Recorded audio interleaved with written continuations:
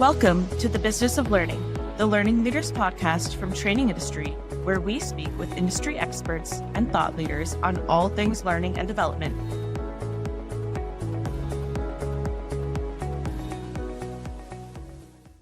Welcome back to the Business of Learning. I'm Sarah Gallo here with my co-host, Michelle Eggleston-Shores, and today we're joined by Dr. Michelle Rozen. Welcome.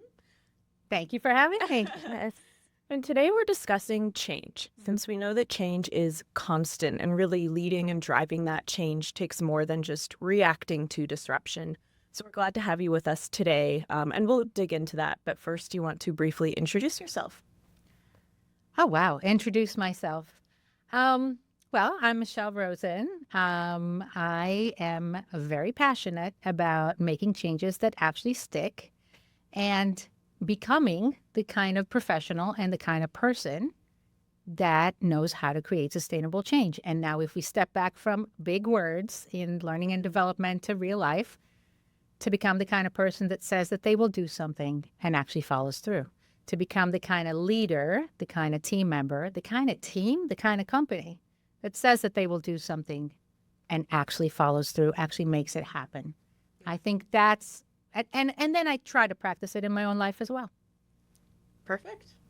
I love that. I had the opportunity to listen to your keynote at the TICE conference, and something you said really stuck with me. When you learn, you become. Yeah. Can you talk a little bit about that? I just in terms of when we're adapting to change and in the workplace, like, Can you just share a little bit more about that?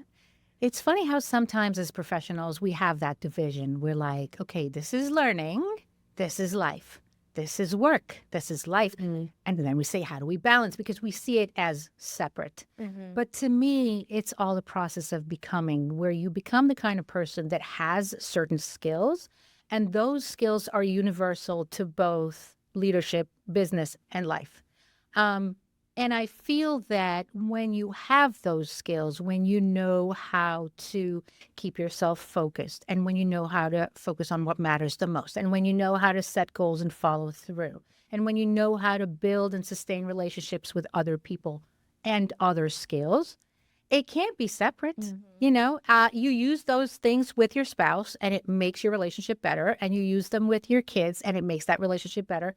And then you go to work and you use it with your team, and it works just as well. Mm-hmm. And so to me, there's a line between all of that, and that's that process of becoming, where you challenge yourself to have better skills that work with today's world and work with challenges that you have, both as a leader, as an individual, in every single aspect of your life.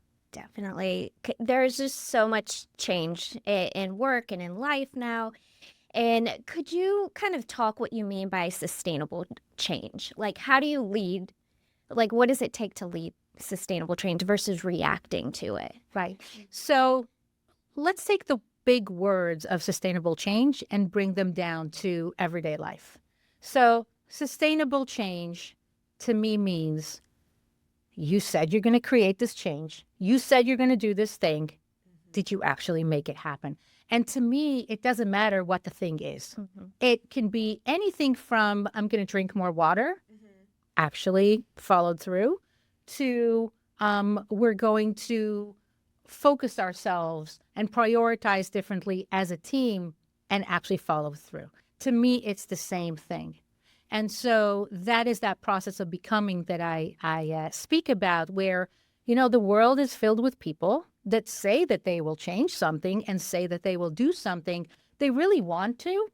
Yeah. But based on my research that I shared at the TICE conference, only 6% of people follow through. Yes. Yeah. I feel like that kind of goes into that concept of change resistance, which I know you've talked about. Can you kind of dig into that? Sort of, how does that creep up on teams, and what can leaders do to sort of overcome that and help people make it into that 6% club that you've talked about? So back to the 6% club. Mm-hmm. So after being in the change industry for many, many years, and typically I come in when companies are going through organizational change, new technology, new leadership, mergers and acquisitions, new ways of doing things, which literally is everyone these days. I said to myself, so many people, so many teams have a goal. They want to be somewhere, but they have a hard time catching up with that gap. They want something, and it's not really happening the way they want it to. And the same thing happens to people in their personal lives. And so I said to myself, fine, I'll do a research. And I did a research, and that's what I shared at the conference today, where I found out that only 6% of people follow through. So being in the 6% club doesn't just make you better as a leader. It changes different things in your life. It elevates your entire life. It changes your life. Definitely. And a big part of that change is mindset shifts. Can you kind of give some strategies or tips for leaders on things that they can do to kind of embrace opportunities instead of resist them? One of the tools that we discussed today at the conference here at TICE, and also I wrote about it in my book, The 6% Club. I teach it in online learning as well, is called the 0 to 10 rule. And the 0 to 10 rule, I find it incredibly powerful, and it's one of the things that is very characteristic of the 6%. And it's basically, it comes to say, in the span of your day, you only have 100,000 things to do. You have so many things to do. And a classical mistake of the 94% is to try to do it all. And it creates this frantic situation where you're burned out, you're trying to do it all. And spoiler alert, it's not humanly possible. And so the 0 to 10 rule is about, in the span of your day, you have things to do that are at 10. Those are the most important things for that day. And you also have things to do that are a 0, 10, 2, 3. And when people create a to-do list, they knock things off sequentially. I find that this is a problem because then you're not even getting to your 10s. And on a team level, I'm finding that a lot of times when teams and leaders have the tool, the 0 to 10 rule, to say, guys, this is a 10, this is a 2. Why are we having so many meetings on something that is a 2? When in the meantime, all this 10 is happening and we're not even there. And so it creates this sense of efficiency, both on a personal level as a leader and also for the team. Where are we putting our time and priority and focus as a team right now? What's a 10? What's a 2? Definitely. And I feel like that can be challenging too when you do have 100,000 things to do, sort of identifying what is a 10 and what's a 2. Do you have tips for that? So one of the things that I share in the 6% Club, book and learning, and I shared it in the conference today too, is that we need to pause. And I call that the power of the pause. And I am myself reminded of that all the time. Whenever I don't do it, I say to myself, Michelle, you did not use the power of the pause. You need to start using it. And the power of the pause basically means you have to have a space every single day for thinking, strategizing, reflecting on what is working and what is not working, identifying what your 10s are. You cannot lead when you are burned out and reactive. And too many times I hear from leaders, I would totally do all of that, but you have no idea what my day looks like. Well, that basically means to me, regardless of what your work environment is and what leadership wants from you and I know that some work environments are extremely challenging, it still means to me that on your end, you're not focusing on your 10s. And so, we can't control, changes within companies, changes in the industry, changes in the world. We can't control any of that. But how can we use our time more wisely, focus on the 10s as a team and as a leader so that, we focus on what matters the most? To do that, you have to pause things, strategize, get that clarity, and then leave yourself enough time for recreation, working out. You got to take care of yourself. Otherwise, you can't be your best self. How can you be your best self if you're burned out? Can't pour from that empty cup. You absolutely cannot. Exactly. Yeah. Like we hear so much in our space, learning and development, that employees just say time and time again, I don't have time to learn. Yes. And it's that active prioritization. And it's a large part from the leader's responsibility to remind their employees to make the time, provide the time for them to learn. And so, prioritization. Yeah. So and to lead by example, to start prioritizing themselves, to clarify, because when you're clear with your team, you're kind to your team, clarify to the team, what's a 10, what's a 2? Because otherwise, how are people supposed to know what's a priority right now if you don't clarify it as a leader? And so the change starts with the leader. The leader starts using the 0 to 10 rule and then speaks the same language, trains the team to speak the same language. So from a team that is burned out and stressed out, we want a team that is focused on what matters the most. Before we wrap up, can you share some actionable or applicable on the job already tools or strategies that our listeners can really use to help their team stay motivated and high performing during these times of change? When it comes to motivation, it's extremely important, and we talked about it in the conference as well, to train our brain to give other people genuine compliments, not for their shoes or their hair, but for a work that is well done. Because we have a tendency, it's very easy for the brain to focus on the negative. That's a natural inclination of the brain. For survival purposes, if I'm a prehistoric woman, I live in my cave, I got out of my cave this morning. If I need to focus on a flower or a tiger, I better focus on the tiger. Danger is coming. So the mind is wired to focus on the negative. And in modern life, it actually works against us. Whereas in prehistoric life, it helped us survive. Now it fires back at us because all we do all day long is we look at other people and think what they do wrong and how annoying they are and how to correct them.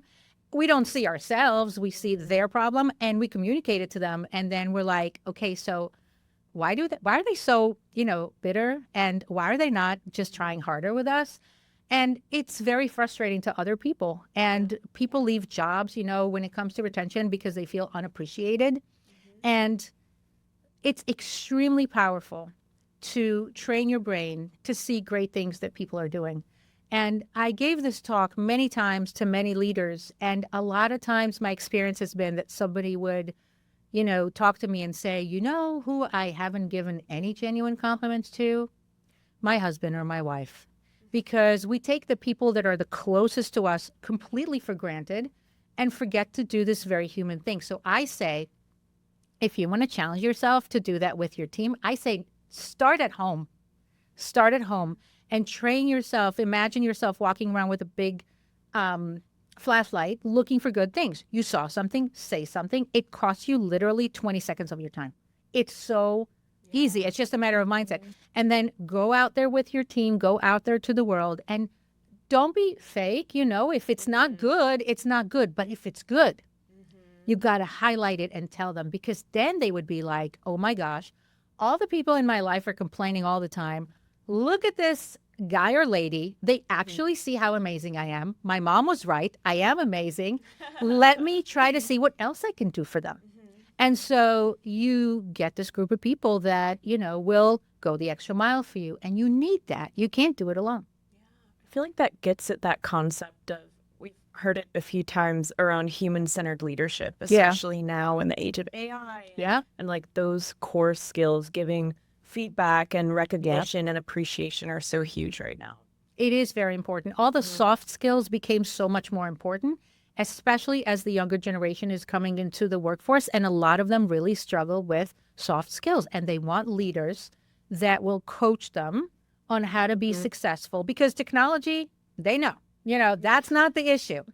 That's a challenge with the older generation in the workforce. But people skills, soft skills are very lacking. And so it's extremely important to lead by example when it comes to the soft skills. Really is. It's so powerful in the workplace. Like, as you said, who people want to follow the person who's positive and pointing out what's going right when everyone else is pointing out what's going wrong. True. And so it's just such a great reminder that we each can be that every day. We have to choose that. Yes. And so kind of with that, it's been great talking to you today, Dr. Rozen. Thank you so much for coming on the podcast. Thank you for having me. I'm glad to be here. Well, for more insights on this topic, visit the show notes for this episode on trainingindustry.com, and don't forget to rate and review us. Until next time. Thank you for having me.